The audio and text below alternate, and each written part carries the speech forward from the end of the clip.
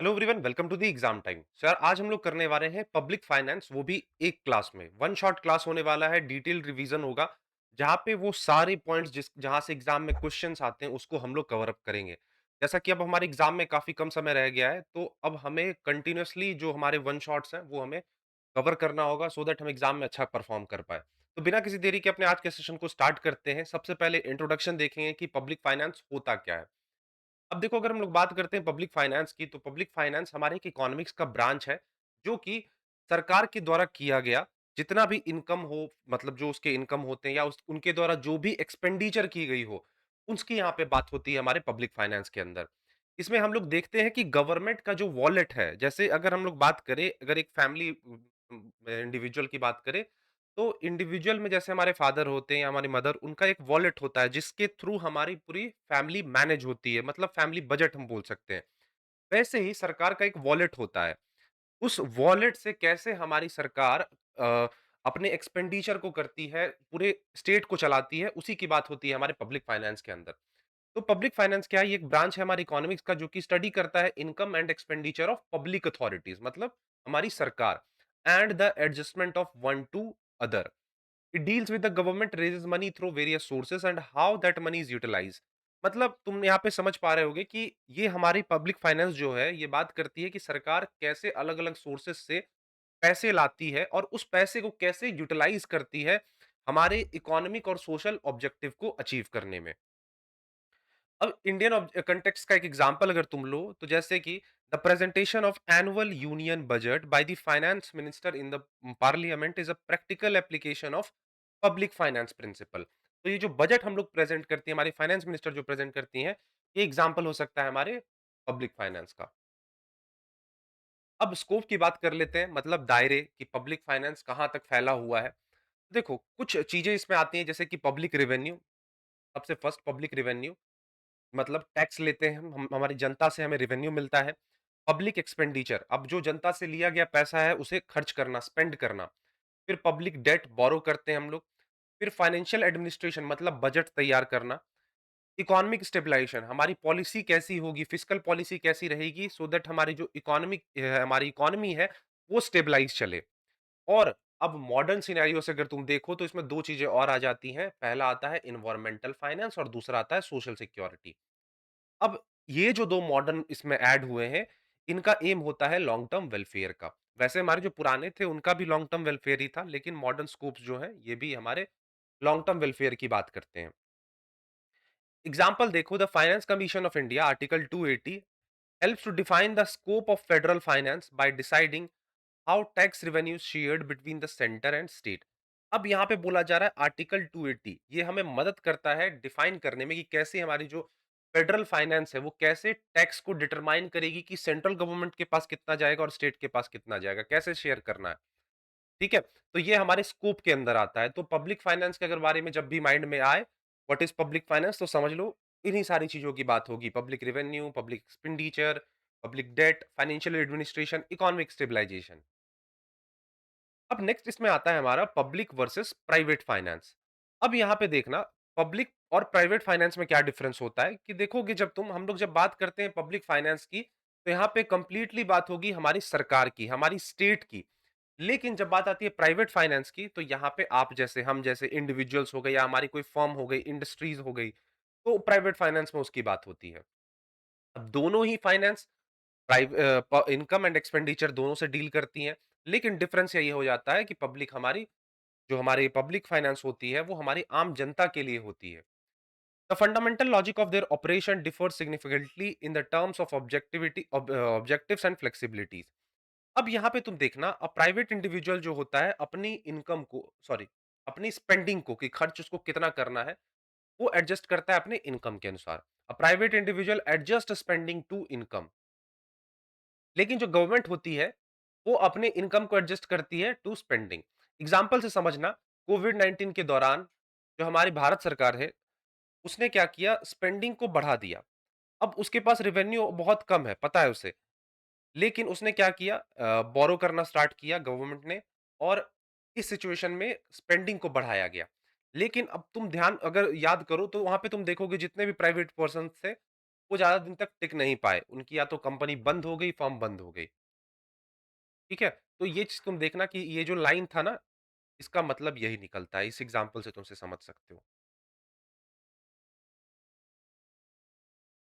अब इतना हमने देख लिया कि कैसे-कैसे इनकम एक्सपेंड ये किया जाता है।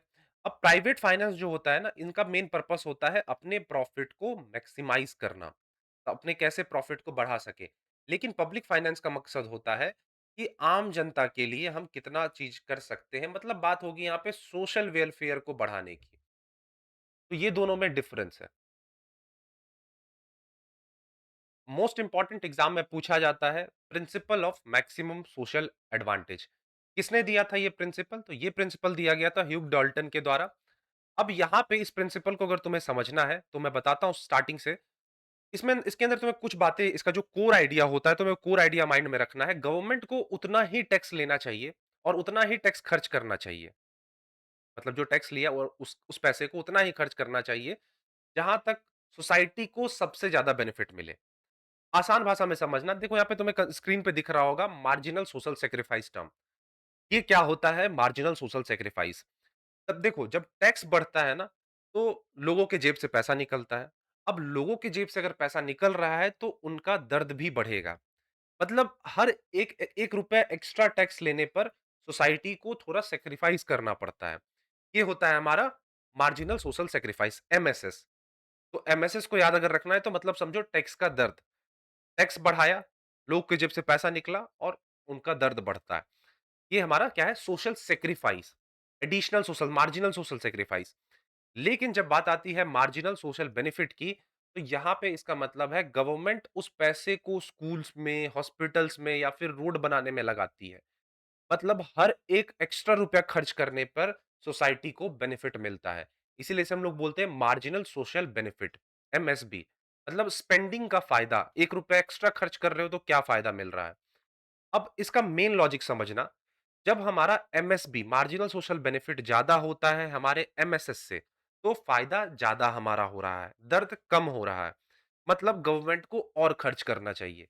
लेकिन धीरे धीरे क्या होता है, जो हम जैसे जैसे हम टैक्स बढ़ाते हैं, सेक्रीफाइस भी बढ़ेगा हमारा उससे। अब स्पेंडिंग बढ़ने से एक्स्ट्रा बेनिफिट कम होता है। डिमिनिशिंग यूटिलिटी का कंसेप्ट अगर तुम यहां पे लगाओ, तो एक पॉइंट आ जाता है जहां पे एमएसएस जो होता है ना, वो एमएसबी के इक्वल हो जाता है। और इस पॉइंट के बाद अगर तुमने टैक्स बढ़ाया, तो सेक्रीफाइस जो होगा वो ज्यादा हो जाएगा बेनिफिट से और सोसाइटी को नुकसान होना स्टार्ट हो जाएगा। तो ये हमारे मैक्सिमम सोशल एडवांटेज का मेन कंसेप्ट था।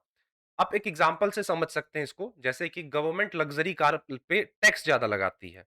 अब वो जो गवर्नमेंट ने वो टैक्स लगाया, उस टैक्स के पैसे को प्री प्राइमरी स्कूल में खर्च करती है या फिर प्री प्राइमरी स्कूल खोलती है उसमें खर्च कर देती है। ठीक है? तो ये इस एग्जांपल से समझ सकते हो। यही बात यहाँ पे सब जगह पे की गई है कि इक्विलिब्रियम इज रीच्ड, जहाँ पे एमएसएस जो होता है एमएसबी होता है। जो कहानी मैंने बताया एग्जांपल से, उसे तुम याद रख सकते हो। अब आ जाते हैं पब्लिक रेवेन्यू की बात करते हैं कि कौन-कौन से वो सोर्स है जहाँ से हमें रेवेन्यूज़ आती हैं। Public revenue refers to the total income of the government. सरकार का वो टोटल इनकम अलग-अलग सोर्सेस से, उसी को हम लोग नाम देते हैं public revenue. It is broadly classified into two categories to distinguish between compulsory payment and service charges. अब जो ये दो कैटेगरीज हैं, पहला इसमें है हमारा टैक्स रेवेन्यू, जिसके अंदर direct tax as well as indirect tax आती हैं।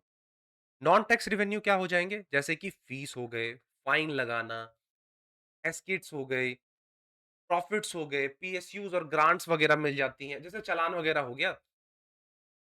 अब देखो जो हमारा टैक्स होता है ना, ये कंपलसरी कंट्रीब्यूशन होता है बिना किसी डायरेक्ट, मतलब कह सकते हो क्विड प्रो, मतलब हमें ऐसा कुछ नहीं कि समथिंग इन रिटर्न चाहिए ही अगर हम टैक्स दे रहे हैं तो। लेकिन जो हमारा नॉन टैक्स रेवेन्यू होता है, इसमें हमें या तो इसमें अंदर कोई हमें सर्विस चाहिए होगी आपसे, या तो वो कोई पेनल्टी होगी। अब तुम देखना, जैसे कि तुम अगर पासपोर्ट के लिए पे कर रहे हो, तो जो मनी होगी वो नॉन टैक्स रेवेन्यू के अंदर जाएगी, सरकार के फी कैटेगरी के अंदर, क्योंकि सरकार आपको सर्विस प्रोवाइड कर रही है। वो पासपोर्ट का जो होगा वो फी में काउंट हो जाता है। ठीक है? कैरेक्टरिस्टिक्स ऑफ टैक्स समझते हैं। देखो टैक्स जो है ये कंपल्सरी कंट्रीब्यूशन है टू द स्टेट रेवेन्यू, मतलब सरकार की रेवेन्यू में जाना। सरकार के द्वारा लिया जाता है on workers' income and business profits are added to the cost of some goods and service. It is the most important part of the public revenue बोला जाता है।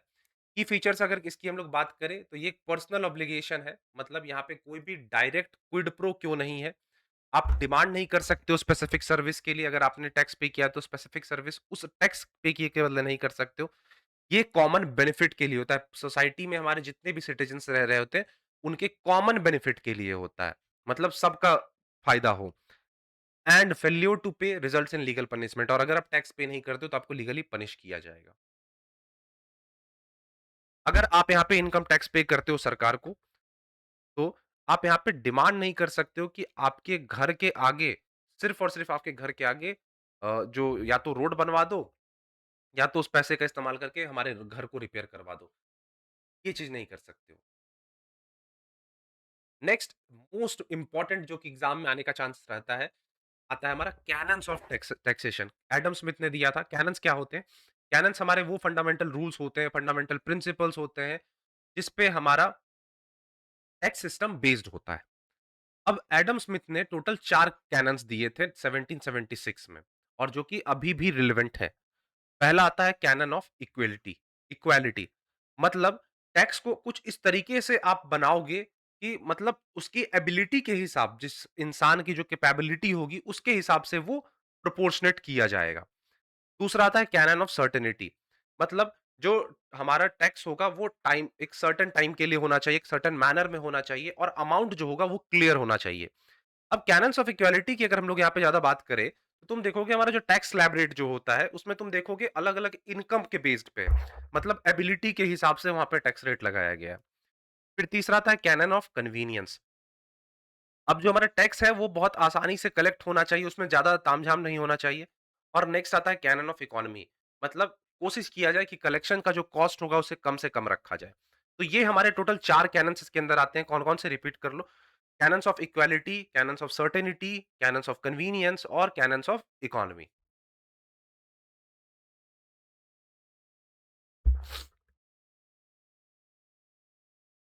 अब कुछ मॉडर्न कैनन्स हैं हमारे टैक्सेशन के, जैसे कि पहला आता है प्रोडक्टिविटी। मतलब जो आप हमसे टैक्स ले रहे हो उससे आपको, जैसे tax should yield enough revenue, मतलब इतना रेवेन्यू तो जनरेट कर ले आप उससे जिससे आपका काम हो। नेक्स्ट आता है elasticity. Revenue should increase with income. जैसे जैसे इनकम बढ़ेगा आपका रेवेन्यू भी बढ़ना चाहिए, मतलब इलास्टिक फ्लेक्सिबिलिटी होनी चाहिए। डाइवर्सिटी, अब हमारा जो टैक्सेशन का जो हमारा मेन बेस यहाँ पे बोला गया कि आपको अलग अलग सोर्स से टैक्स मिलना चाहिए। ऐसा नहीं कि सिर्फ आप एक सोर्स पे स्टिक कर जाओ और उसी पे पूरी तरह से आप डिपेंड रहो। फिर सिंप्लिसिटी की बात हुई, मतलब आपका जो टैक्स सिस्टम है वो बहुत सिंपल होना चाहिए, अंडरस्टैंडेबल होना चाहिए। और एक आता है फ्लेक्सिबिलिटी की, यहाँ पे बात कर लो। बोला जाता है ये बहुत क्रूशियल हो जाता है so that government can adjust rate during the emergency. Tax system को इतना फ्लेक्सिबल रखो कि वो अगर कोई वॉर की सिचुएशंस आती है या फिर फेमीन वगैरह आती है तो उस टाइम आप अपने टैक्स सिस्टम को थोड़ा सा एडजस्ट कर सको।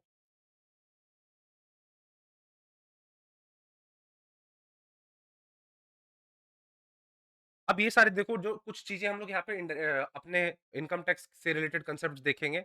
जैसे डायरेक्ट टैक्स क्या होता है, मतलब डायरेक्ट टैक्स का मतलब है किसी उसी सेम व्यक्ति पे, सेम पर्सन पे टैक्स का इम्पैक्ट फॉल करेगा। इनडायरेक्ट टैक्स में हम देखते हैं, जैसे जीएसटी की हम लोग हमेशा बात करते हैं कि यहाँ पे हम लोग यहाँ पे टैक्स का जो इंसिडेंस उसको हम लोग शिफ्ट करते हैं, इम्पैक्ट को शिफ्ट कर पाते हैं।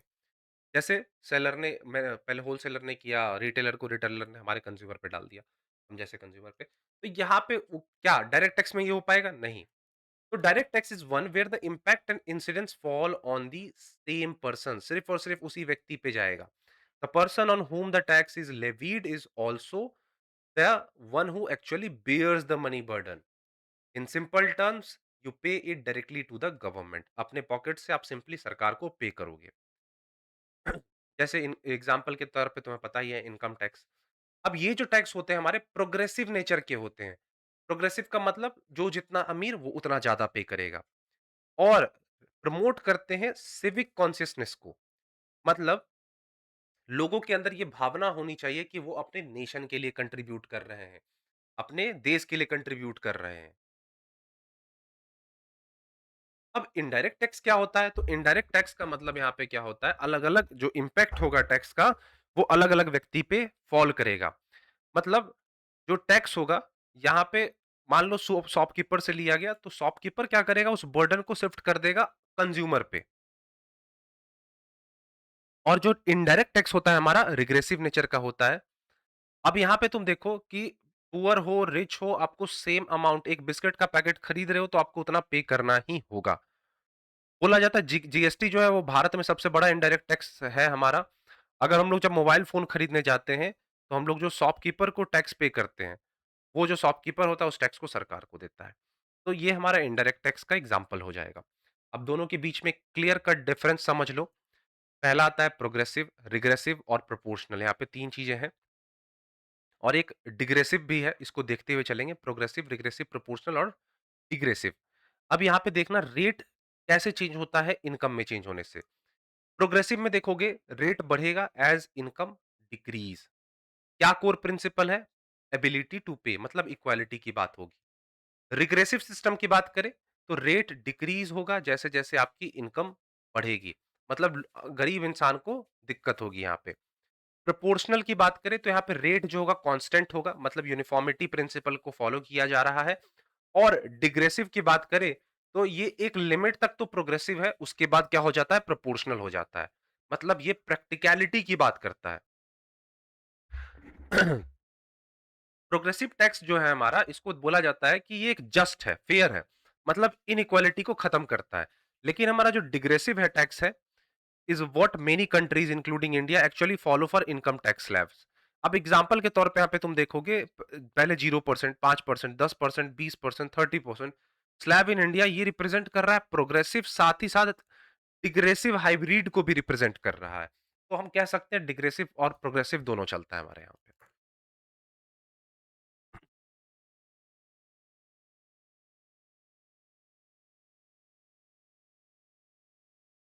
अब इम्पैक्ट और इंसिडेंस ऑफ टैक्स के बीच में क्या डिफरेंस है?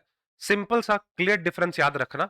जो हमारा इम्पैक्ट होता है ना, वो इनिशियल बर्डन की बात करता है कि इनिशियली शुरुआत तौर में वो जो टैक्स का बर्डन है वो किस व्यक्ति पे जा रहा है, मतलब सरकार को कौन व्यक्ति पहले पे कर रहा है। लेकिन जो हमारा इंसिडेंस होता है टैक्स का, वो बात करता है कि अल्टीमेट बर्डन किस पे पड़ा, मतलब अल्टीमेट बर्डन हमारे फाइनल कंज्यूमर पे पड़ा इनडायरेक्ट टैक्स के अंदर। तो यहां पे यही बात हो गई। अब जो इम्पैक्ट होता है ये इमीडिएट लीगल रिस्पॉन्सिबिलिटी होता है, लेकिन जो हमारा इंसिडेंस होता है, जहां पे अल्टीमेट हमारा टैक्स किस पे जाना है, उसकी बात करता है। ठीक है। तो एक बात बताओ कि हमारा जो डायरेक्ट टैक्स होगा उसके अंदर इम्पैक्ट और इंसिडेंस इक्वल होना चाहिए। बिल्कुल सही, क्योंकि यहाँ पे वहां पे कोई एक ऐसा नहीं है कि किस इनिशियली कौन पे करेगा और फाइनल बर्डन किस पे जाएगा, वहां पे सारी चीजें जो है एक ही व्यक्ति पे जाती है। तो डायरेक्ट टैक्स के केस में impact is equals to incidence हो जाता है।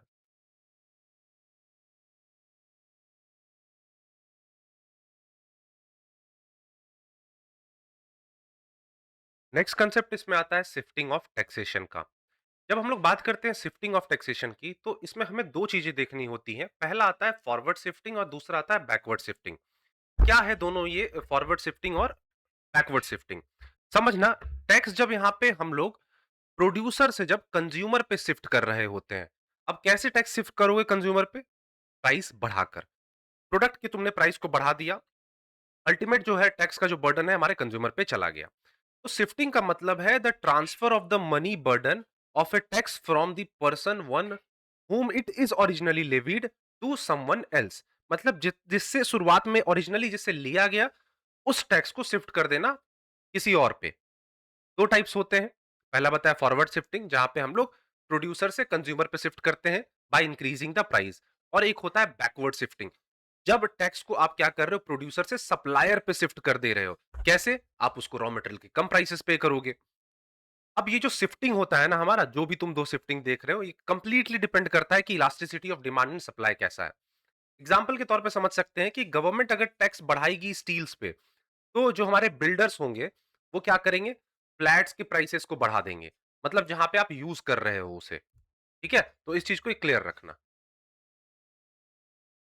नेक्स्ट इसके बाद हमारा आता है एड वेलरम वर्सेस स्पेसिफिक ड्यूटीज। अब देखना, ये है टैक्स की मेजरमेंट की हम लोग बात करते हैं यहाँ पे, ये इंटरनेशनल बिजनेस वगैरह में भी तुम पढ़ोगे अगर यूजीसी नेट की तैयारी करोगे तो। एड वेलरम टैक्स क्या होता है? It is generally levied on a percentage of the value of the good. मतलब कितना प्रतिशत ले रहे हो, जैसे 18% जीएसटी हम लोग का। लेकिन जो हमारा स्पेसिफिक ड्यूटी होता है ये फिजिकल यूनिट्स पे लिया जाता है। इस पे लिया जाता है फिजिकल यूनिट्स पे, जैसे कि वेट कितना है, लेंथ कितना है, नंबर कितना है। मतलब 10 रुपए पर मीटर क्लॉथ कह सकते हो। ठीक है। तो यहाँ पे किस पे लेंगे, फिजिकल यूनिट्स पे लेंगे हम, किसके केस में, स्पेसिफिक के केस में। एड वेलरम के केस में क्या होता है, परसेंटेज पे लिया जाता है। अब बोला जाता है कि हमारा जो एड वेलरम है ये ज्यादा इक्विटेबल है, क्योंकि जैसे जैसे प्राइस बढ़ेगी वो भी बढ़ेगा हमारा। लेकिन स्पेसिफिक ड्यूटी जो होता है ये ईजियर होता है, आसान होता है। अब तुम जितने भी जीएसटी रेट्स देखोगे वो सारे एड वेलरम है, लेकिन सिगरेट पे जो हमारा टैक्स लगता है ये स्पेसिफिक लगता है। मतलब कि आप कितना सिगरेट ले रहे हो based on the length of the cigarette, cigarette की लेंथ क्या है, स्पेसिफिक साइज क्या है। नेक्स्ट कंसेप्ट इसके हमारा आता है लेफर कर्व का। तो अब चलो समझते हैं अपने लेफर कर्व को। तो सबसे पहली बात, लेफर कर्व दिया किसने था। तो लेफर कर्व का कंसेप्ट आर्थर लेफर के द्वारा दिया गया था, जहां पे उन्होंने बात की थी कि टैक्स रेट और टोटल टैक्स रेवेन्यू जो कि सरकार के द्वारा कलेक्ट की जाती है उसके बीच में रिलेशनशिप है। और उनका कहना था कि एक ऑप्टिमल टैक्स रेट रेवेन्यू होना चाहिए। मतलब ऑप्टिमल टैक्स रेट होना चाहिए जिससे कि हमारी जो रेवेन्यू है वो ज्यादा से ज्यादा मैक्सिमम हो पाए।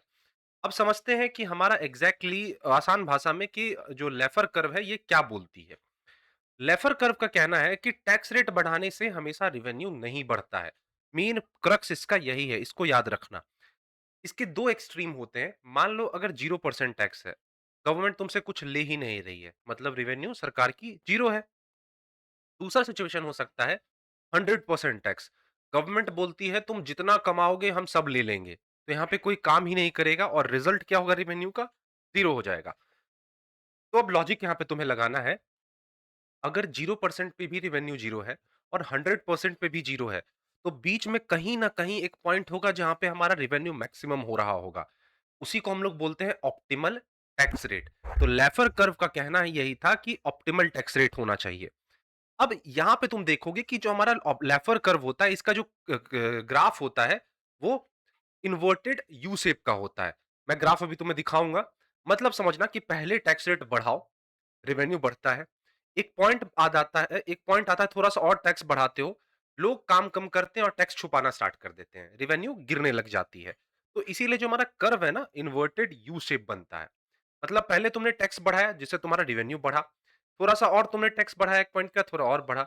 अब उसके बाद लोग क्या करेंगे, छुपाना स्टार्ट कर देंगे, तुम्हारा कर्व गिरना स्टार्ट हो जाएगा, रेवेन्यू गिरना स्टार्ट हो जाएगा। तो ये हमारा इन्वर्टेड यू शेप का कांसेप्ट यहाँ पे हमारे लेफर कर्व के अंदर देखने को मिलता है। अब मैं तुम्हें फटाक से यहाँ पे एक लेफर कर्व दिखा दूँ।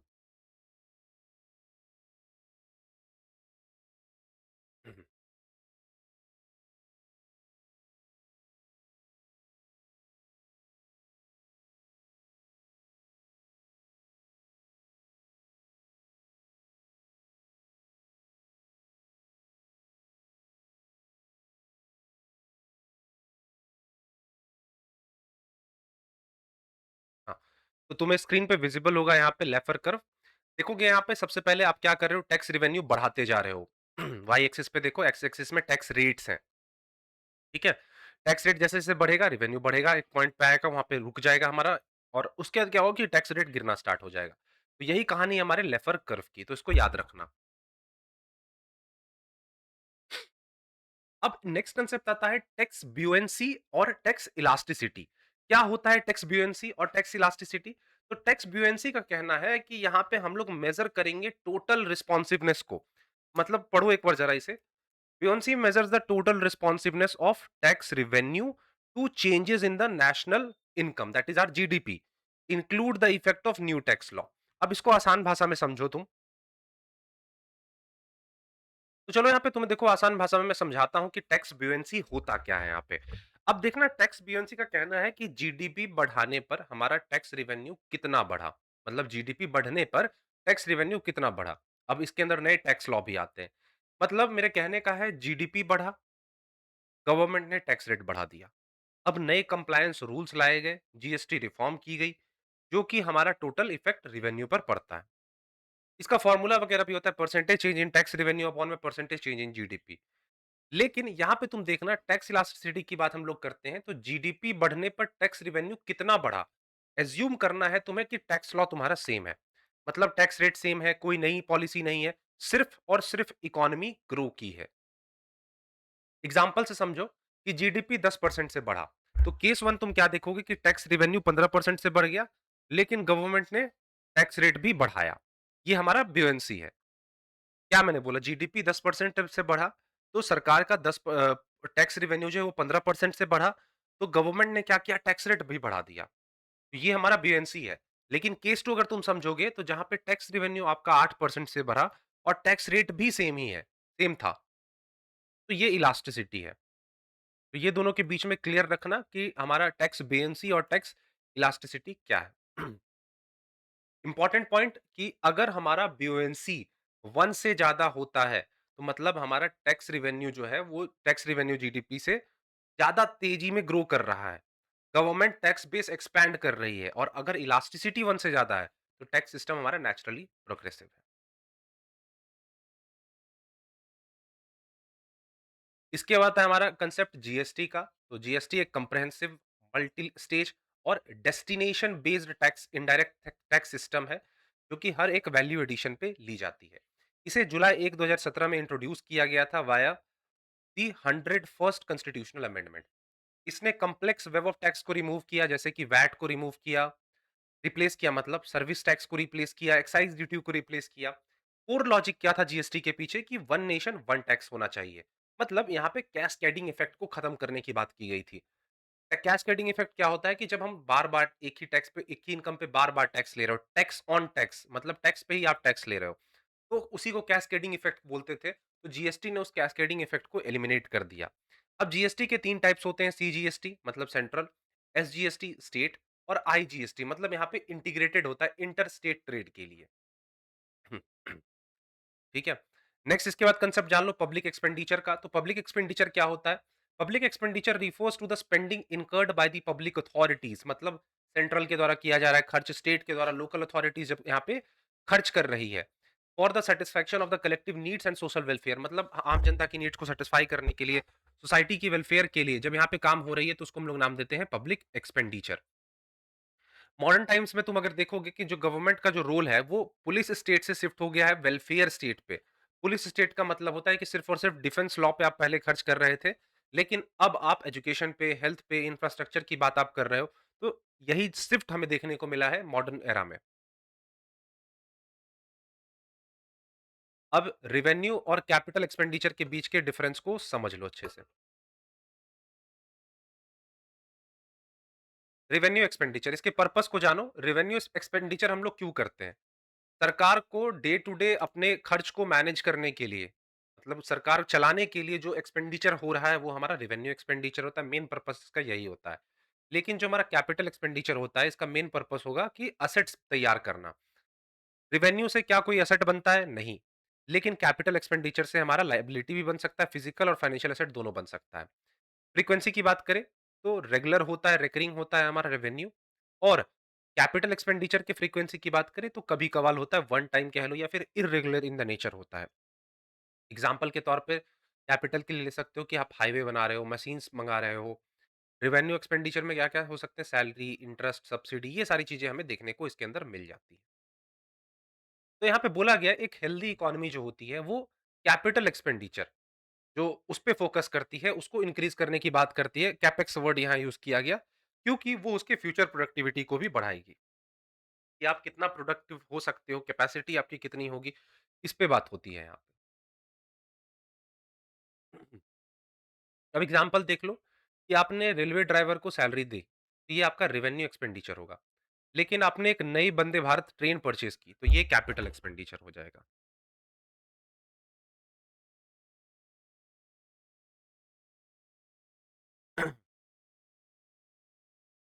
नेक्स्ट इसमें हमारा इंपॉर्टेंट आता है कैनन्स ऑफ पब्लिक एक्सपेंडिचर। जैसे हमने कैनन्स ऑफ टैक्सेशन देखा था, इसके बाद हमारा आया कैनन्स ऑफ पब्लिक एक्सपेंडिचर। ये भी काफी ज्यादा इंपॉर्टेंट है एग्जाम पॉइंट ऑफ व्यू से।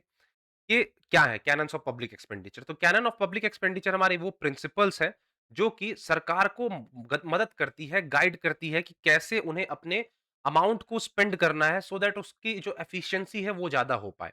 और ऑनेस्टी भी रहे।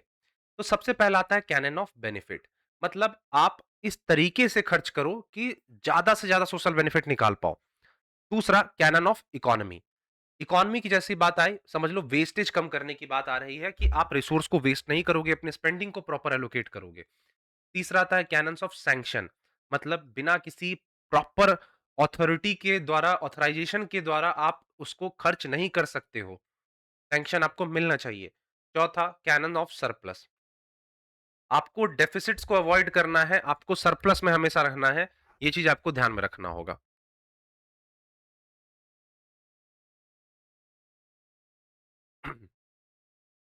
अब देखो ये सारे तुम्हारे एग्जाम में आते कभी नहीं है, वैगनर्स लॉ, तो चाहो तो पढ़ लेना Wagner's law, Peacock Wiseman hypothesis, बहुत ज्यादा हाई लेवल हो जाएगा ये। चलो अब समझते हैं पब्लिक डेट की बात हम लोग यहाँ पे करेंगे। पब्लिक डेट का मतलब क्या होता है? Borrowings of the government to meet the gap between its total expenditure and total revenue. मतलब ये जो हमारा टोटल एक्सपेंडिचर, हमारा टोटल कितना खर्च कर रहे हैं और हमारे पास टोटल रेवेन्यू कितना है, इन दोनों को गैप को फुलफिल करने के लिए हम लोग, सरकार हमारी मतलब क्या लेती है? लोन लेती है, बोरो करती है। It is not necessarily bad, गलत नहीं है ये। Just as a business borrow to expand, वैसे ही सरकार क्या करती है? अपने इंफ्रास्ट्रक्चर को फंड करने के लिए जो अमाउंट है वो बोरो करती है। अब इसी में एक आता है हमारा इंटरनल और एक्सटर्नल डेट। जब हम लोग अपने आम जनता से, बैंक से, आरबीआई मतलब विद इन द कंट्री अगर हम लोग बोरो कर रहे हैं, तो वो हमारा क्या कहता है? कहलाता है इंटरनल डेट। इसका ये मतलब है कि हम लोग यहाँ पे वेल्थ को ट्रांसफर कर रहे हैं विद इन द नेशन। लेकिन जब बात आती है एक्सटर्नल डेट की, तो हम यहाँ पे फॉरेन सरकार से, फॉरेन गवर्नमेंट से, आईएमएफ से, वर्ल्ड बैंक से हम लोग यहाँ पे जो लोन होते हैं वो लेते हैं। इसकी वजह से हमारा रिसोर्स ड्रेन होता है, क्योंकि यहाँ पे आपका जो प्रिंसिपल है वो भी देश के बाहर जा रहा है और इंटरेस्ट भी देश के बाहर जा रहा है। और देखोगे तो तुम यहाँ पे इंडिया का जो है ना, वो बहुत ज्यादा इंटरनल डेट चलता है, हाई प्रोपोर्शन इंटरनल डेट, जो कि एक सेफर है हमारी करेंसी के लिए। अब एग्जाम्पल समझना कि कैसे आम जनता सरकार को लोन देती है। जैसे कि अगर तुम नेशनल सेविंग सर्टिफिकेट खरीदोगे, तो यहाँ पे तुम सरकार को पैसे लेंड कर रहे हो और तुम इंटरनल डेट का पार्ट कहलाओगे। अब यहाँ पे एक चीज आता है प्रोडक्टिव वर्सेस अनप्रोडक्टिव डेट, कि कौन सा डेट प्रोडक्टिव है, कौन सा डेट अनप्रोडक्टिव है। प्रोडक्टिव डेट को हम लोग सेल्फ लिक्विडेटिंग डेट भी बोलते हैं। जनरली ये बोरो किया जाता है असेट्स बनाने के लिए, जो कि आपको इनकम जनरेट करने करके देंगी और आप उसी इनकम से उस अमाउंट को पे कर पाओगे। ये होता है हमारा प्रोडक्टिव डेट। एग्जाम्पल के तौर पे पावर प्लांट्स हो गए, रेलवेज हो गई।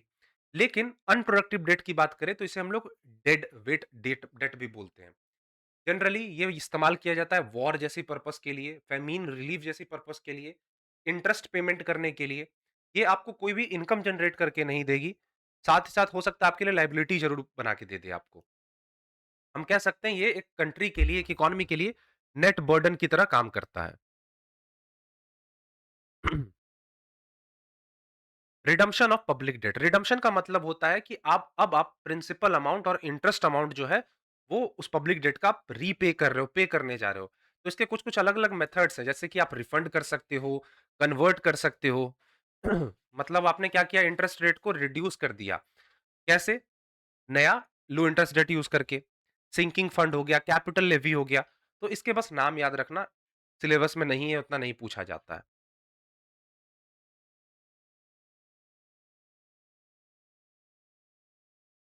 नेक्स्ट कंसेप्ट है यहाँ पे हमारा बजट का आ जाता है, उसका भी इंट्रोडक्शन हम लोग ले लेते हैं। बजट एक्चुअल में होता क्या है? तो बजट हमारा एक एनुअल फाइनेंशियल स्टेटमेंट है, जो कि एक एस्टिमेट बताता है कि आपको इतना रिसीट हो सकता है और आपका इतना एस्टिमेटेड खर्चा हो सकता है of the government for a particular financial year. अब इंडिया में अगर तुम बात इंडिया की बात करो, तो बजट को जनरली आर्टिकल 112 के तहत प्रेजेंट किया जाता है of the constitution, and it is officially called as the annual financial statement. तो बजट क्या है? बजट एक एनुअल फाइनेंशियल स्टेटमेंट है। ये कोई अकाउंट बुक नहीं है, लेकिन ये सरकार के किए जाने वाले जो भी एक्सपेंडिचर्स होंगे, या जो उन्हें एस्टिमेट्स, जो उन्हें रिसीट होंगे, उसका एक एस्टिमेट है। जो इसका पीरियड होता है वो अप्रैल 1 से लेकर मार्च 31 तक का होता है। बजट्स की अगर हम लोग कंपोनेंट्स की बात करें, तो दो कंपोनेंट होते हैं, पहला था रेवेन्यू बजट और दूसरा था कैपिटल बजट। रेवेन्यू बजट आपके डे टू डे इनकम, जैसे टैक्स फीस हो गई, एक्सपेंस जैसे सैलरी देना, इंटरेस्ट देना। तो ये कवर करता है रेवेन्यू बजट को। इसमें इसके थ्रू आप एसेट नहीं बना सकते हो। लेकिन कैपिटल बजट की बात करें तो ये वैसे ट्रांज़ैक्शंस हैं जो कि ये आपको एसेट्स बनाने में मदद करेंगे और लायबिलिटीज़ को कम करने में मदद करेंगे। जैसे आपने लोन लिया या फिर बिल्डिंग्स बनाया, डिसइन्वेस्टमेंट किया, ठीक है? अगर आपकी रेवेन्यू में सरप्लस होता है, ठीक है? और आपकी कैपिटल में डेफिसिट होता है, तो ये एक आइडल साइन है कि आप अच्छी आपकी इकोनॉमी है, आप इन्वेस्ट कर रहे हो अपनी इकोनॉमी में। तो दोनों के बीच में ये क्लियर रखना। उसके बाद आता है हमारा balanced versus deficit budget. Balance budget क्या होता है कि जब आपका एस्टिमेटेड रेवेन्यू और एस्टिमेटेड एक्सपेंडिचर इक्वल हो। अब कहा तो जाता है क्लासिकल इकोनॉमिस्ट के द्वारा कि हमारी जो इकोनॉमी होनी चाहिए ऐसी ही होनी चाहिए, लेकिन अब रेयर है ये चीज होना। सरप्लस बजट क्या होता है कि आपका रेवेन्यू ज्यादा है और एक्सपेंडिचर कम है। अब ये चीज इन्फ्लेशन को कंट्रोल करने के लिए इस्तेमाल किया जाता है। और डेफिसिट बजट जो होता है हमारा, जहां पे आप खर्च तो ज्यादा कर रहे हो, आपकी रेवेन्यू कम है। अब जो हमारा डेफिसिट बजट होता है, ये डेवलपिंग कंट्रीज में बहुत ज्यादा कॉमन है। क्यों? क्योंकि उन्हें अभी ग्रो करना है, तो उसको ग्रो करने के लिए कुछ फंड्स भी चाहिए होंगे, तो वो लोग क्या करते हैं, ज्यादा से ज्यादा लोन लेते रहते हैं। However it also leads to inflation. अगर आपने अगर उसे प्रॉपर्ली मैनेज नहीं किया, तो इन्फ्लेशन जैसी सिचुएशन आ सकती है।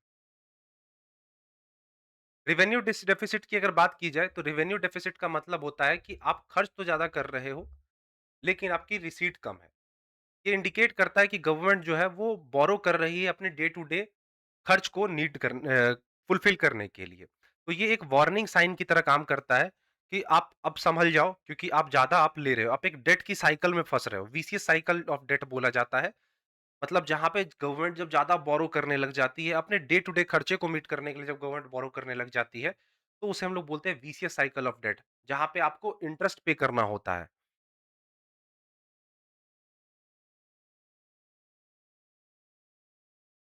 फिस्कल डेफिसिट क्या होता है? जब आपका टोटल एक्सपेंडिचर ज़्यादा हो जाए, टोटल रिसीट से, इसके अंदर आप बोरोविंग्स को छोड़ दोगे। ये एक इंपॉर्टेंट मेजर है फिस्कल हेल्थ के लिए। ये आपको बताता है कि आपकी बोरोइंग रिक्वायरमेंट, अब आपकी इन द सेंस कि गवर्नमेंट की टोटल बोरोइंग रिक्वायरमेंट कितनी होनी चाहिए। अगर फिस्कल डेफिसिट हाई है, तो यहाँ पे क्राउडिंग आउट का इफेक्ट आपको देखने को मिल सकता है। मतलब जहाँ पे गवर्नमेंट जो है जितने भी अवेलेबल लोन्स है, वो ले रही हो, और प्राइवेट बिज़नेस के लिए, मतलब उनको ग्रो करने के लिए कुछ आप छोड़ ही नहीं रहे हो, सारे लोन्स आप ले रहे हो। तो इससे क्या होगा, इंटरेस्ट रेट बढ़ जाएगा और आपकी इंडस्ट्रियल ग्रोथ कम हो जाएगी। तो ये चीज़ आपको ध्यान में रखना है। क्राउडिंग आउट इफेक्ट क्या होता है कि जब सरकार जितने भी लोन्स मार्केट में अवेलेबल है, वो सारा खुद ले रही है। इंडस्ट्रीज़ के लिए, प्राइवेट बिज़नेस के लिए कुछ हो ही नहीं रही है। तो इसको हम लोग क्राउडिंग इफेक्ट बोलते हैं। नेक्स्ट आता है इसमें प्राइमरी डेफिसिट। प्राइमरी डेफिसिट का मतलब क्या है? Fiscal deficit minus interest payment.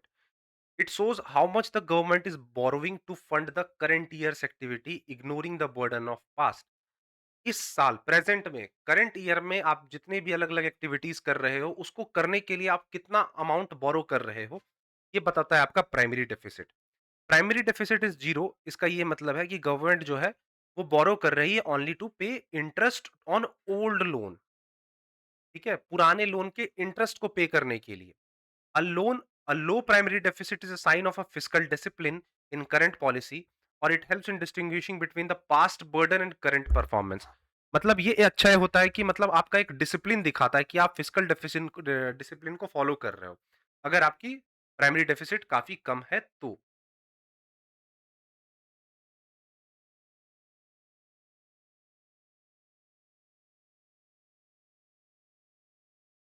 अब फिस्कल पॉलिसी के क्या ऑब्जेक्टिव्स होते हैं, एग्जाम में अक्सर पूछा जाता है। तो फिस्कल पॉलिसी जनरली सरकार जो होती है यूज करती है रिवेन्यू के लिए और एक्सपेंडिचर के लिए, सो दैट वो अपने नेशनल इकोनॉमी को इन्फ्लुएंस कर सके। मेजर ऑब्जेक्टिव है कि एम्प्लॉयमेंट, फुलर एम्प्लॉयमेंट होना चाहिए, प्राइस स्टेबिलिटी होनी चाहिए, आपकी इकोनॉमी का ग्रोथ होना चाहिए, और यहाँ पे डिस्ट्रीब्यूशन जो है वो इक्विटेबल होना चाहिए। रीच और स्पेंडिंग, जो अमीर गरीब है उसके स्पेंडिंग पे बेस्ड होनी चाहिए, मतलब उनके इनकम पे बेस्ड होना चाहिए। ठीक है?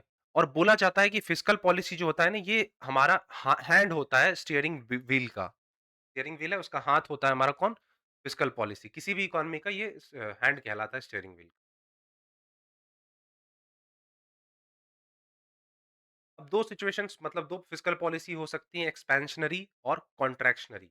एक्सपेंशनरी जब आप रिसेशन के पीरियड में अगर आप इस्तेमाल कर रहे हो, तो मतलब जनरली ये उसी टाइम पे इस्तेमाल किया जाता है, जहाँ पे गवर्नमेंट क्या करती है अपने स्पेंडिंग को इंक्रीज़ कर देती है और टैक्स को कम कर देती है सो दैट वो आम जनता के पॉकेट में ज़्यादा से ज़्यादा पैसे रख पाए। और कॉन्ट्रैक्शनरी क्या होता है, ये इन्फ्लेशन के पीरियड में यूज़ किया जाता है, जहाँ पे वो स्पेंडिंग तो कम कर देती है, लेकिन टैक्स को ज़्यादा कर देती है, सो दैट हमारी जो इकोनॉमी अभी हॉट बनी हुई है, उसको कूल किया जा सके और प्राइसेज़ को कम किया जा सके। और ये चीज़ दोनों जो हमारी कॉन्ट्रैक्शनरी होती है, कंप्लीटली डिपेंड करती है मल्टीप्लायर इफ़ेक्ट पे।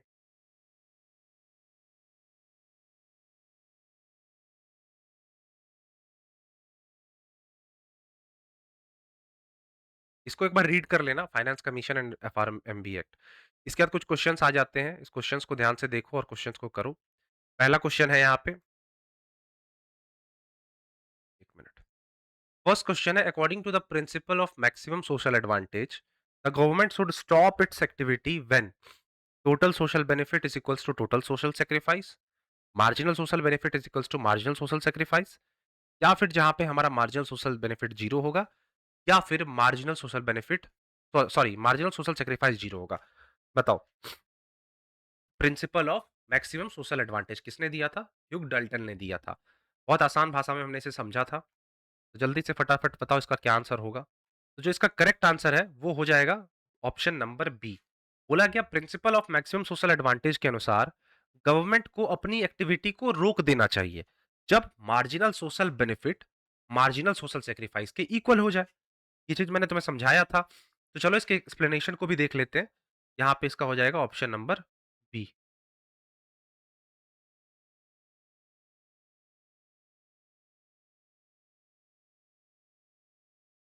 हाँ। देखो यही बोला गया है कि अगर एमएसबी ज्यादा होगा और एमएसएस होगा तो गवर्नमेंट को ज्यादा खर्च करना चाहिए। अगर एमएसएस ज्यादा है एमएसबी कम है तो गवर्नमेंट को अपनी स्पेंडिंग को रोकना चाहिए। और इस पॉइंट पे एमएसबी और एमएसएस इक्वल जब हो जाए तो आपको रुक जाना चाहिए। तो ये इसका करेक्ट आंसर हो जाएगा। सेकेंड एमसीक्यू आता है, if the tax is levied on a commodity whose demand is perfectly inelastic, the entire money burden of the tax will be fall on. बताओ जरा इसका आंसर क्या होगा।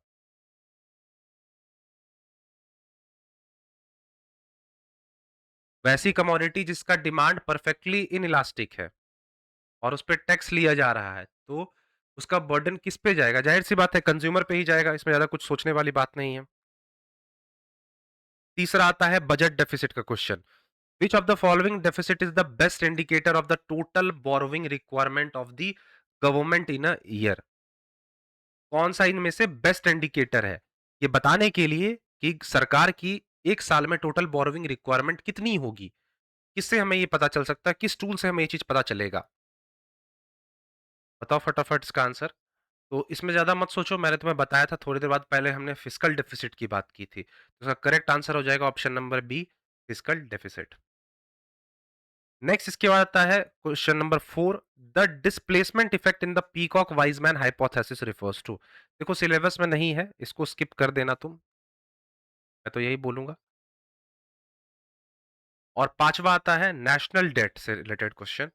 Internal debt is considered less burdensome for a nation than external debt because. बहुत आसान question है। तो इसका राइट आंसर हो जाएगा ऑप्शन नंबर बी, क्योंकि इंटरनल डेट के अंदर हमें क्या होता है, हमारा जो वेल्थ होता है विद इन द कंट्री रह जाता है, हमारी कंट्री के बाउंड्री के अंदर रह जाता है। रिसोर्स जो हो रही है वो ड्रेन नहीं होती है, देश के बाहर नहीं जाती है। तो इसलिए इसका करेक्ट आंसर हो जाएगा ऑप्शन नंबर बी। तो ये था हमारा पब्लिक फाइनेंस का वन शॉट, जहां पे हमने वो सारे कंसेप्ट कवर किए जिसके आने के चांसेस एग्जाम में काफी ज्यादा होते हैं और इवन आते हैं एग्जाम में क्वेश्चंस। तो पब्लिक फाइनेंस से 2 से 3 क्वेश्चंस तुम्हें देखने को मिलेंगे एग्जाम में। अगर तुमने ये वन शॉट देख लिया है अभी तक, तो जाओ एक बार दोबारा से इस पीडीएफ को रीड कर लेना और क्वेश्चंस लगा लेना। मिलेंगे अपने नेक्स्ट क्लास के साथ, नेक्स्ट अपने जो भी हमारे टॉपिक्स होंगे। लाइक इसके बाद मैं इंडियन इकोनॉमी पे वन शॉट डालूंगा। ठीक है, जितना भी हमारे पास कम समय रह गया आप कोशिश करेंगे हम उसे वन शॉट से ही कवर करें। जो भी तुम्हारे डाउट्स हैं कमेंट सेक्शन में बताना, और जो भी क्वेरीज है सजेशन जो भी है तुम बता सकते हो। साथ ही साथ मॉक लगाते रहो, एग्जाम में काफी कम समय रह गया है।